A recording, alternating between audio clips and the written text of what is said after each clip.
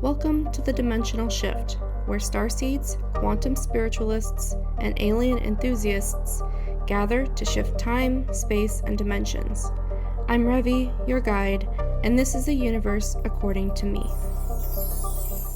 One of the first posts I made as Dimensional Shifter on Twitter, which I don't actually use anymore, really, is, in case you haven't noticed yet, the most sought after and highly prized resource on this planet is emotional labor. The emotional energy they drain from you is feeding the system we came to dismantle. Man, if that doesn't feel yucky, I don't know what will. To think that all of the energy and time and attention and emotional input I've given to the news, to social media, to all of the conspiracy theories and this person, that person, the talking heads, that it's just been feeding the system that I hate so much really makes me ill. It makes me physically ill. So first, let's talk about the system. What is the system?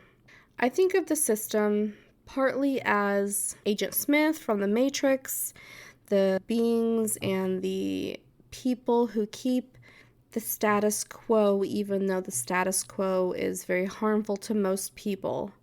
But I also think the system is the collective agreements or the collective consciousness that is keeping those things in place as well.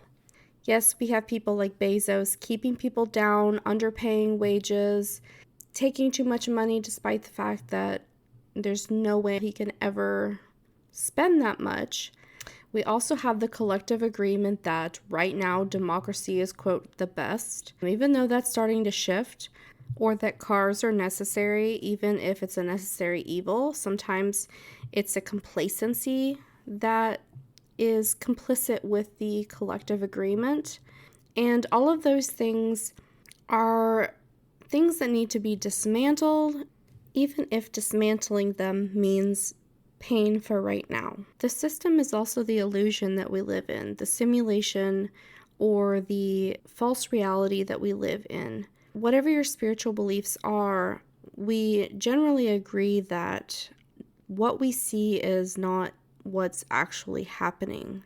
And in general, we all want to get to the truth of the matter and dispel the illusion so that we can get back to our cosmic self, our cosmic beings, and make sense of this strange ride that we have been on. But right now, we're stuck on this carousel that we keep going round and round and round because we keep buying into the idea that we have to be plugged in, we have to give our emotional labor to these people who want to take advantage of us. Now, emotional labor basically means that when you read a news headline or you see a post on social media or you get involved in a group that requires a lot of time and energy, any emotions that are elicited from you are essentially you giving up your life force energy to whatever it is you're reading or being involved with.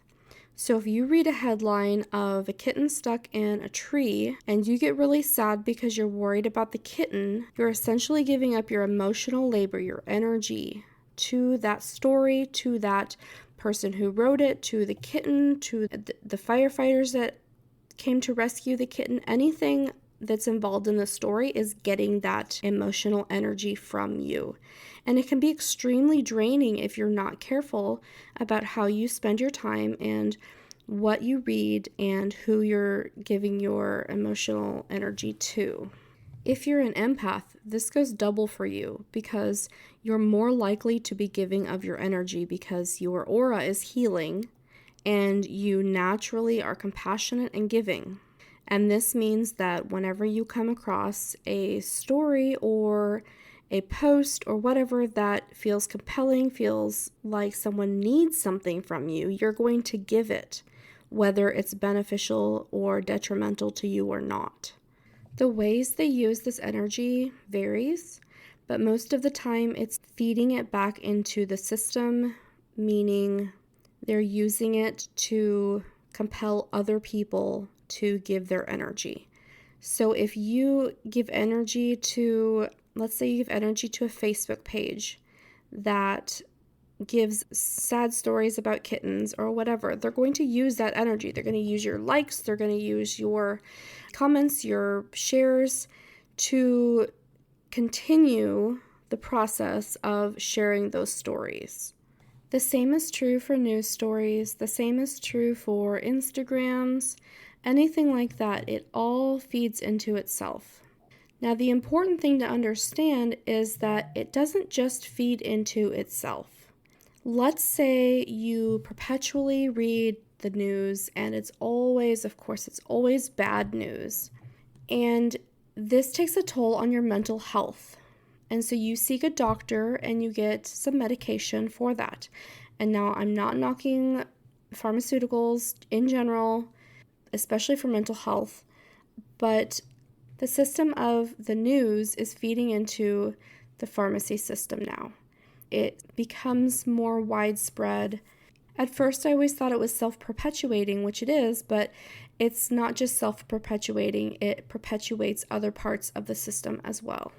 The question is, why is it the most sought-after commodity on Earth right now?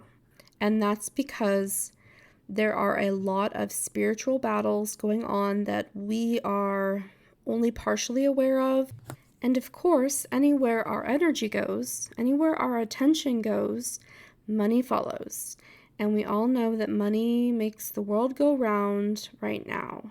So if they can compel us to interact, if they can compel us to give up that emotional energy, then they can wreak havoc on our psychology and cause us to do a lot of other things that we would not normally do.